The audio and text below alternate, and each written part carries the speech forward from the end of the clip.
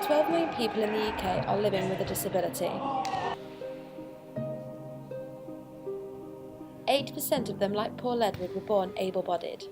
I had my left leg amputated August 2013.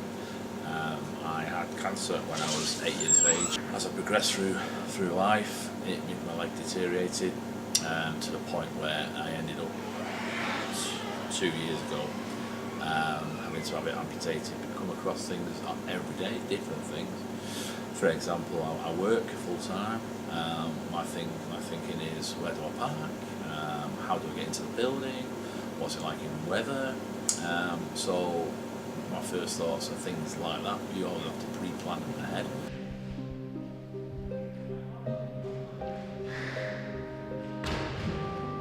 % of disabled people use wheelchairs like Gregor Gilmore. He has cerebral palsy and talks using a computer. I don't really let it affect my life. I still get out and try to do all the things that I want to do. I have never known any different. I have 3 PAs that help me in my everyday life, in personal care and getting me out and about. At home I have NHS-funded equipment like my wheelchair, standing frame and hoist. But many people, like Jay Smith, have disabilities that aren't often visible at all. I've got cystic fibrosis and I've had it since I was born. It was diagnosed when I was 2 weeks old, I think. In 2010, I caught a germ called Mycobacterium abscessus that caused my lung function to drop by more than half.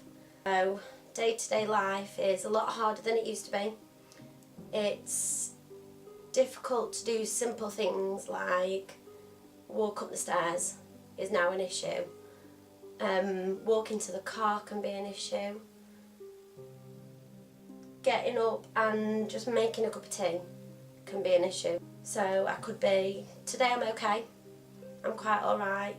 Tomorrow I could wake up and I might not even be able to get to the bathroom without having coughing fits and panic attacks. So it makes life quite difficult now, but it used to be plain sailing, very easy.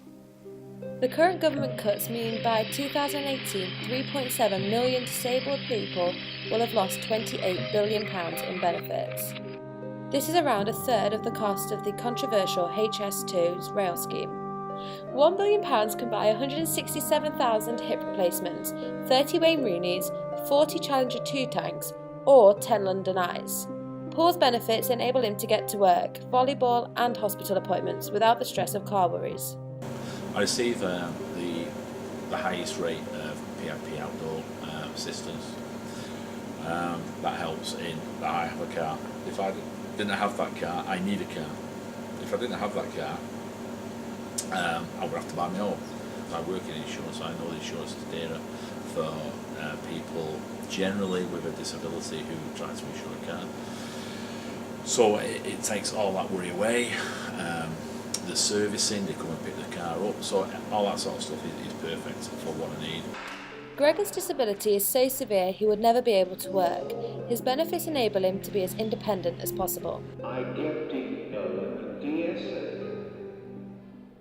It pays for me to live and enables me to do the activities that I do.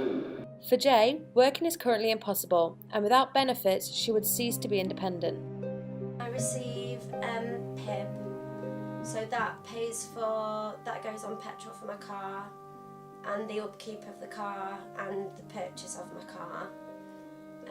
Without that I wouldn't be able to go to the hospital as frequently as I do to be checked up on, or again people would have to take time off work, or I'd have to catch buses which then makes you vulnerable for catching more infections and things. Employment support allowance, so that just basically pays my bills and buys my food shopping. Like without that I don't think I'd be having my own house. I'd be back home with my mum. 5,000 disabled people will each lose £23,000 with the predicted government cuts. What does this mean for disabled people in the UK?